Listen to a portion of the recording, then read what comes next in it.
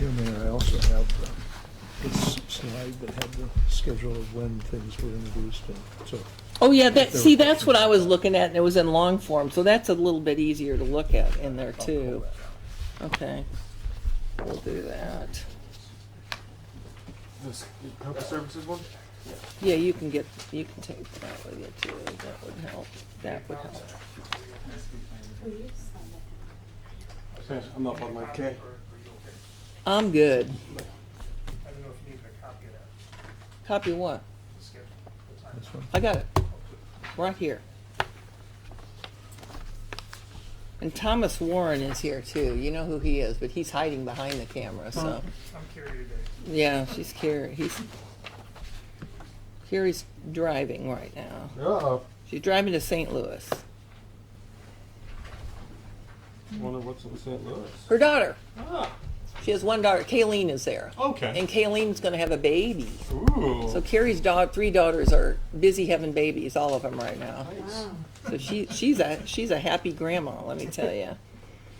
So I know you want to talk about the Smart City meeting today and about the climate action plan. And so I think rather than me start, you can ask me questions. How about that? You guys all ready? I'm rolling. Is everybody rolling? Did the committee approve that draft RFP? Yeah, with the climate action plan, it's something that we have been working on for quite a while now. It's first introduced in April of 2021. We had the draft of the RFP presented to the Smart City Group today. The RFP is not for a climate action plan. The RFP is for hiring a consultant to help us develop a climate action plan. We had quite a bit of discussion. The committee reviewed the climate action plan, the RFP for the consultant. They made 3 suggestions to add to what was in the draft. And so then they voted to approve. And they voted to approve what we had given them in draft, contingent upon the 3 suggestions that they made today to be added to it. Those 3 suggestions I would let Steve say. Sure. The 3 things that they talked about were they felt that we needed to say more about ask the consultant to say more about what incentives there might be that other cities have attempted and that have been successful. So we're going to add a sentence about that. They wanted to also boost the focus on resiliency. So we're going to take the section that's devoted to that and add a little more in there to make sure that that's clear to the consultants that we're looking for that. And then lastly, just more discussion about when we look at benchmarks, what's the difference between no action and action on some of the items that we're looking at. So if we do something, what does it do? If we don't do something, what doesn't it do? What are the problems with that? And so those are the 3 areas. And so basically adding about a sentence to each of the sections about that. And so once we get those 3 suggestions that the committee made today into the draft, then we will have a final draft. That should be ready tomorrow. I'll be happy as soon as we get that to mail it out to all of you so that you could see the final draft. But we want to get that in there so it's complete before we give you what that is. But we'll get that out to you tomorrow. The draft, then the RFP, it will go out. Our plan is by the schedule is it would be back to us by, let's see, the end of November, the deadline for submittals, and then those RFPs will be reviewed at that time. There is 6 different tasks that are identified in the RFP for the consultant. Steve, you want to mention what those 6 are, just so Sure. you know? If you wouldn't mind. You can have mine. There you go. Thank you. So there's, we want the consultant to tell us about how they would manage the project, what kind of technical guidance they can provide and assist us with. We want to know, in terms of assessing the concerns that we have, the problems that we have currently in the community, and how that aligns with the ways that we might approach those issues, and things that we're already doing and how it aligns with what we're already doing. There's a big section about public engagement. We want to make sure that that we are reaching out to the public and that there is an opportunity in the process for the public to be a part of this process. So we will have the Smart Cities Advisory Board. They will be a part of this. There will be another sort of an advisory board that is made up more of technical professionals from within the community. And then there will be a stakeholder committee that will also be assembled and will be able to bring in more input in that way and reach out more to the community. We also are looking at a baseline inventory for greenhouse gas emissions in the area. How do we, what is that current baseline so that we know what we're measuring against? And then a metrics reporting toolkit so that we can look at all of these different measurements and determine whether or not we're making progress in the future as we go forward and put in place some of the things that the plan will call for. And then lastly, the actual production of the climate action and resilience plan. So that'll be a document that at the end of the day will be adopted by the city and be used by the city. One thing I would say that is a part of this is that this is a City of Omaha plan, but at the same time, OPPD and MUD are involved. Metro, who has just become a regional authority, will be involved. And other cities will have a chance to look at what we're doing and decide whether or not they want to adopt some of the same ideas. And then, of course, the agencies, MUD, OPPD, to the extent their jurisdictions expand beyond the City of Omaha, this will also be helpful to those communities around Omaha. We had a big crowd at our meeting today. You could tell there's a lot of folks that are on our committee that are very interested in that. We had representation from OPPD, from Nebraska Medicine, from Metro Transit, from the development community. I mean, there was a lot of people there today that were in on the conversation and so we had a really good conversation. So I could say as far as the climate action plan, we are all on board. We all agree.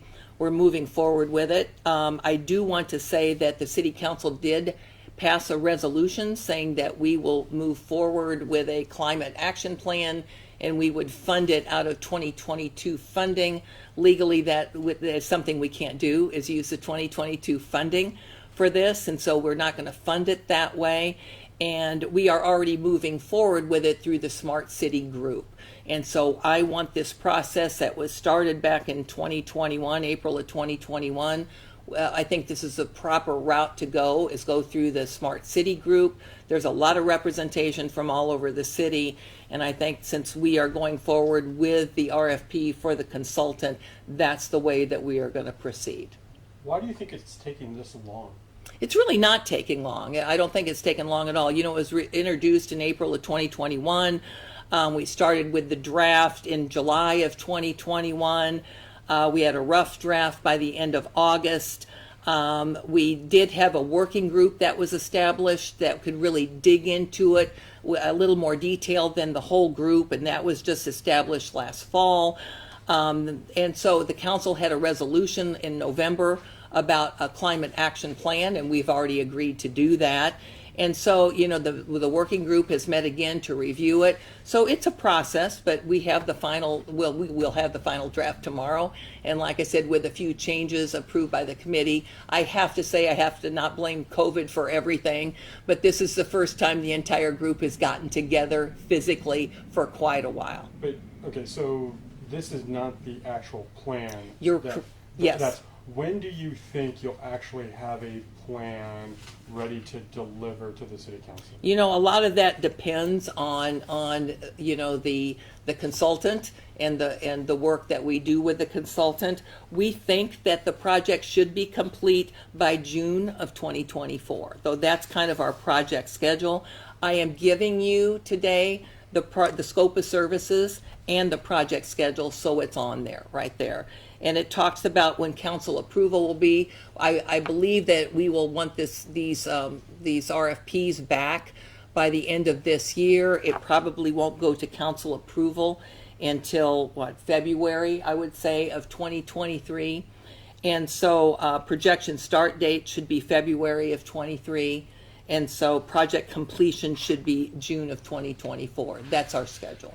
Do you anticipate this project bringing in any new jobs for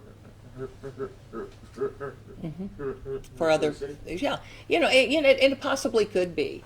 I mean, there's obviously a lot of different aspects on this to look at. As Steve articulated, there's 6 different tasks that we think the consultant should be working on. But, it's obviously, it's a big project. But I will say this too, and I will give you this information to take with you. Just because we don't have a formal plan resolved doesn't mean the city hasn't been doing a lot of things as far as climate control and reducing greenhouse gases. We have done a lot, and I'm going to give you a 5-page document here that says all of the things that we have already done or are working on now. Everything from green solutions for our CSO, our sewer project that we have going, to our new fleet of trash pickup trucks with FCC that are powered by compressed natural gas. As we replace our city's fleets, they're going to be powered by compressed natural gas. There's a lot of things. Our new trash contract as far as recycling. Our recycling is up almost 50%. Out at our landfill, we are converting our solid waste into energy. And so a lot of the things that will probably be articulated in this plan, we are already doing. So it doesn't mean that since we don't have a formal plan adopted, that we aren't already doing a lot of things in the city of Omaha. We recognize the need. And another thing is, both OPPD and MUD, our utility companies, had a plan that was adopted by their boards that they will try to get to zero carbon by 2035. And we had a lot of people ask us, well, can you do something like OPPD and MUD are doing? And we thought, rather than doing something like they're doing, invite them to take part into what we are doing. And so they have joined our Smart City group. That we had both OPPD and MUD that were represented today at the meeting. And so they have joined us, and we are all working together to achieve that same goal. Do you think that's why it's taking kind of this long to try to hire a consultant for this? I don't think it's taking that long. I mean, I think we are already underway at doing many, many things. And I think that this is a process with Smart City that we wanted to go this way. I don't see it as being a lot of delays. I look at it as doing it right and getting a lot of input from a lot of people and not just be a group of 2 or 3 people making a decision. You've said in the past, or you've said this started as looking at a regional plan that shifted to a city of Omaha plan. Mm-hmm. Why was it decided that was the better route? I think that it in some ways it still will be a regional plan because it will overlap. But I felt like that, and Steve can speak to this a little bit too, but I just really felt like with our group working with the Smart City group, that we should be concentrating just on the city of Omaha rather than than a regional plan, but it will overlap. Right, and I think too, part of the time that was taken was talking with other communities that were involved in that advisory committee that helped put together the RFP. I think the other thing too is you could delay it longer, but then because you might want funding from those other cities, and so that if you go talk to Bellevue or you go talk to Council Bluffs and you say, how would you like to participate? Now you're talking about more time, and so I think part of the decision was rather than just take more time, so much of what all those cities may be interested in doing would come out if we did a City of Omaha focused plan. That was the decision, and really that advisory group ultimately came down to that same conclusion. They decided that it would be better to move forward with the City of Omaha plan as opposed to taking more time to talk to everybody else to see if we could get everybody else to contribute. And again, we started first talking about a first draft for a consultant in July of 2021. Sometimes these processes do take a long time. We're going forward with the streetcar. We started talking about the streetcar in 2010. It takes a lot of work, and we want a lot of input, and we want to do it right. And so that's why we are taking our time doing it. But I truly think that going through the Smart City group with the representation that we have on that group, that this is the best route to go. And Mayor, to your point, there was a draft that was prepared back when you mentioned, But after conversations with other cities, it was determined that was probably not the right draft. So the decision at that time was, let's get a group together and let's back up and let's make sure we get the right thing put together. And that's part of what's taken time. Does the RFP have any sort of price estimate or cap? And if not, do you have any estimate on what that might cost? For the consultant? Yeah. Do you, Well, it is a professional contract, so there isn't a set amount. It's a negotiation with the consultant. So the price could range anywhere from maybe $250,000 on up. So it just kind of depends on what the final decision is with the consultant. Will there be any direct cost to the city of Omaha? just by what we're talking about, right? Right. Right. For 'Cause the you cost said for the it's funded consultant through and. the Smart Cities program, but Well, the Smart City is basically an organization and a group, but they don't have their own budget. okay. And so for some other initiatives we have had donors, or with this initiative, as far as the climate action plan, it would be the city funding it. Okay, just not out of this budget. It won't be out of the 22 budget. It's not budgeted in 22. So this was proposed in 2021. Is it right on schedule, or is it going a little past it? No, I think, as we said before, I think the first draft came out in July of 2021. We had a first draft completed. We took a lot of time to look at what other cities were doing because we wanted it to be right. We wanted it to be complete and right. And we felt like maybe that first draft was not as complete as we wanted. We got a working group together and started looking at it with more detail. These things take some time. And so I do not feel like we've delayed it at all. I don't feel like it's taken an extraordinary amount of time to get this done. But we want to get it done right and correct. For example, today we even had a draft, which we thought was the final draft, but it was still a draft. But we have some more suggestions made today, and they were good suggestions by the entire group, and so we want to add those to it. But we have a process. You have what the project schedule is. You have the scope of services, and we will get this copy of the RFP out to you tomorrow once we get those final amendments or final additions put to it, and so it will be complete. So we feel like it's moving along just as it should.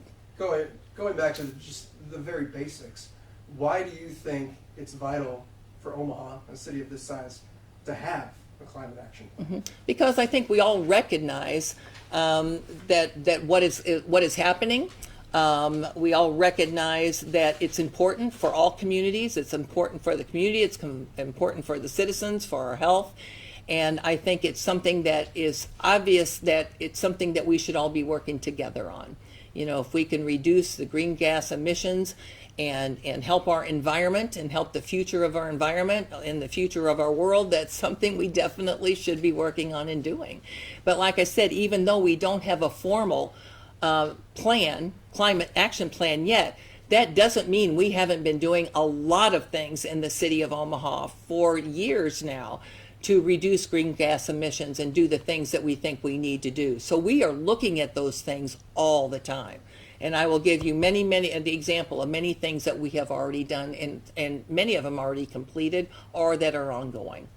Looking at the scope of the entire project, April 2021 to June 2024, so about 3 years from idea to hopefully we have a copy of the action plan.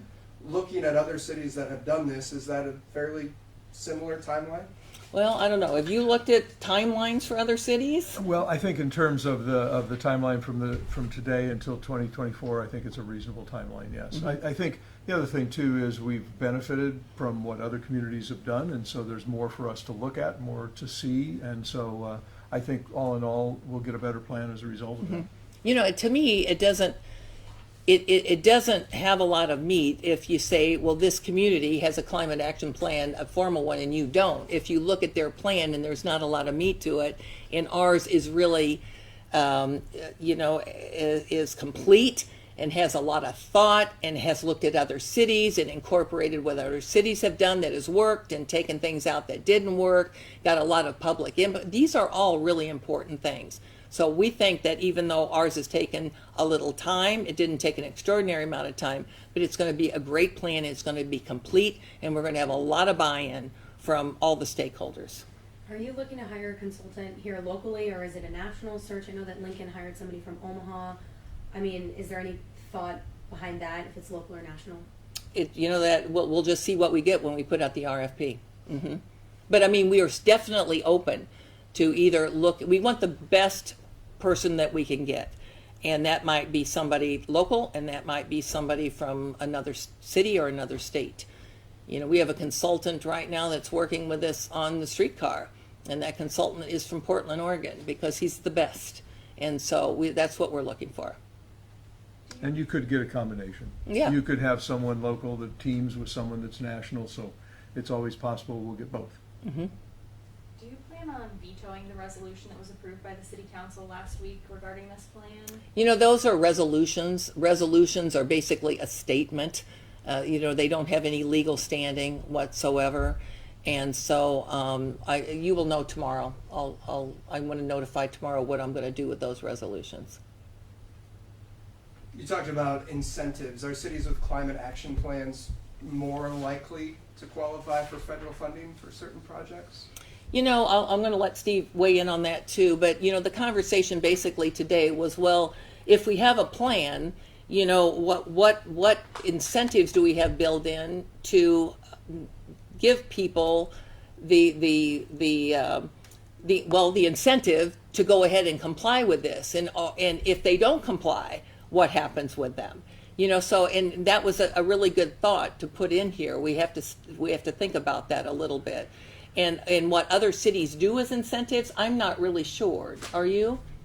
There could be a range of things, some of which we already do, like the PACE program and so forth. So, it could, I think the suggestion today came from someone in the development community, and I think part of what they're looking at is if we had some reason to ask for some, energy efficiency standards that would be in place, are there incentives for them to maybe make those investments? And so I think, that's one of the things we'll certainly look at. As far as the question about federal funds and so forth, I think it's always better whenever we have a plan in place and we're ready to go, so that whatever incentives or whatever grants or other opportunities there may be from the federal government, that we're ready for that, and this plan will help us with that. And again, I want to really stress, like with having OPPD and MUD work with us and be on the Smart City group and on the committee, their statement that they were going to be net carbon zero by 2035. Well, that's a long way off too. So what are those steps that they're going to take to be net carbon zero by 2035? That's a long way off. But we thought, rather than trying to look at what their plan was, again, we thought it made much more sense for them to join us and we all work together. And so, whatever that they have and what they have discussed, what they have found as far as their utility countries throughout companies throughout our country, those are real beneficial to us as a whole city to where we need to go to. So, their plan to complete their goal is many, many years away too. It's going to take a long time to get there.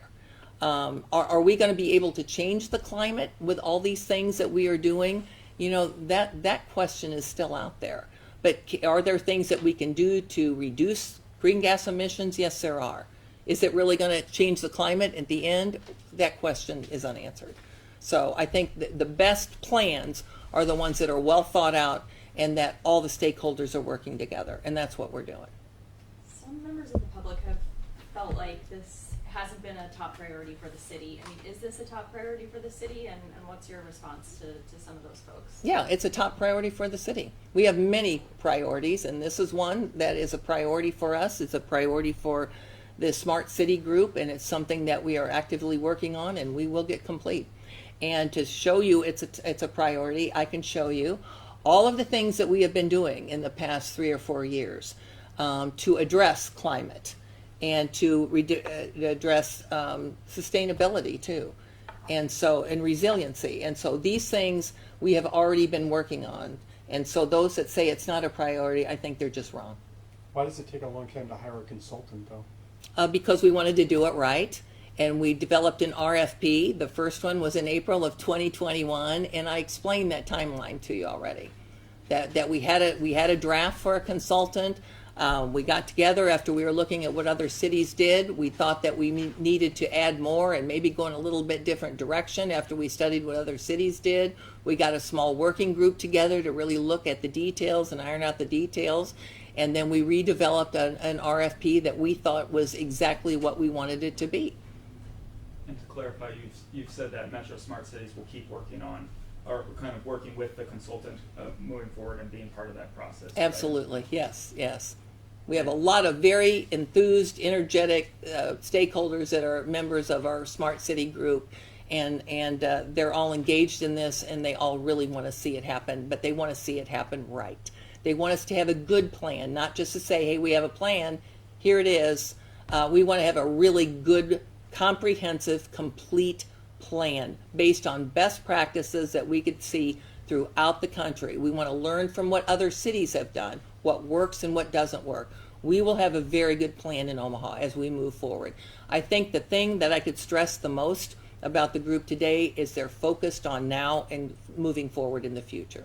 And those Metro Smart City meetings are closed door, is that correct? That is correct. They're not public meetings. That is correct. What are we missing? Is there anything else that we haven't asked about that you think is important that we need to add? No, I just think that once we, I was prepared to give you the RFP today, but since we're going to make some changes in it, I don't want to give it to you until it's complete. And so we will do that, and we'll get that out to you tomorrow so you could see the whole thing. I gave you one page out of it that gave the scope of practice so you could see scope of services and the project schedule so you could have that. And I'm also going to give you some of the things that we've already done to address climate before you leave today too. But we'll get that complete RFP out so you could see it tomorrow. Just so I understand the schedule, so the RFP will be issued October 12th, and then that final deadline to submit is going to be November 28th? Yeah, that's what it says, yes. Okay, and then does Smart Cities, they decide on a bid and then it moves on from there? You want to talk about what we were planning on? a Yeah, little bit? what we talked about today was that we would get the submittals back at the end of November, and so we're looking at having a Smart Cities committee meeting sometime shortly thereafter so that we can wrap up the decision on the consultant and move forward. So early December for the committee to get back together. Will you ever allow press in those smart city meetings? They're not public meetings, they're private meetings.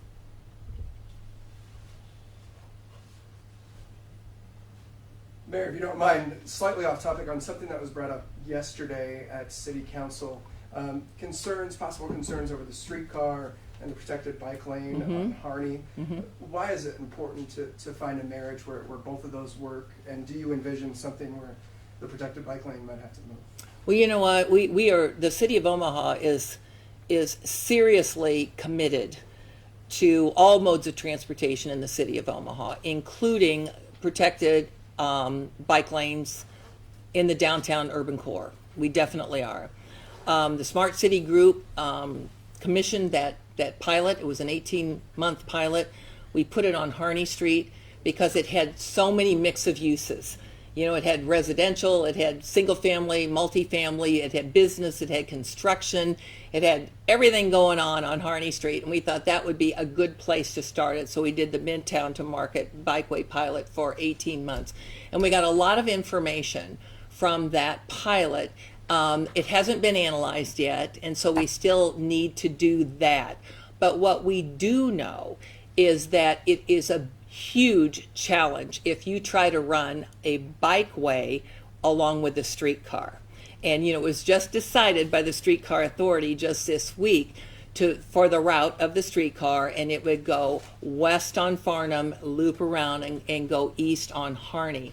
A good example is Seattle. Seattle, Washington tried to run their streetcar along with their bikeway, and there had been 12 lawsuits filed against the city. There have been injuries and deaths of bikers when they get their wheels caught in the tracks. So that's something that we don't want.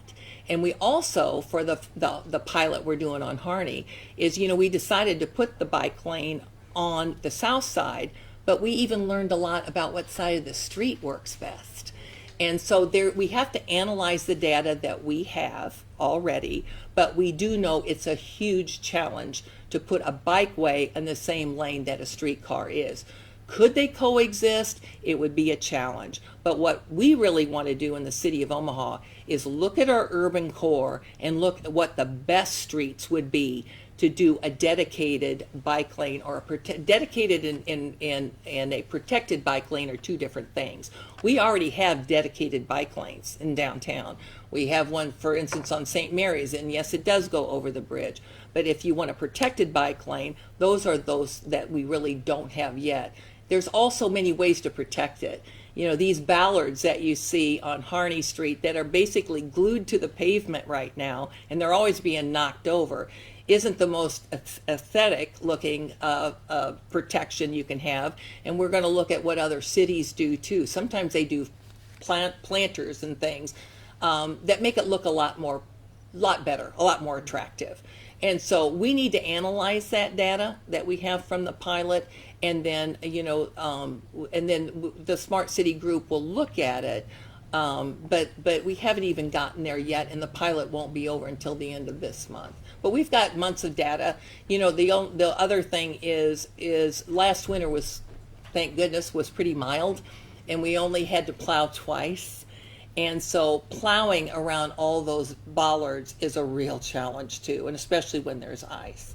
And so, you know, the one thing, just by looking at the data so far, even though it hasn't been analyzed, the one thing we do know is in bad weather and in cold weather, the ridership, obviously, with bicycles goes down somewhat. So, you know, there's a lot of good information that we got, but we are absolutely seriously committed to having bike lanes in the urban core. We need to make sure we get them on the right streets downtown, and we need to analyze the data we got from our pilot. You're welcome. Are there any plans to veto that resolution? I know that's been talked about before, or is that something? I will let you know tomorrow what I'm going to do with the resolutions. And again, a resolution is not legally binding. It's nothing that's going to law. And so it's just a statement that the council has made. Any other questions? All right. Thank you.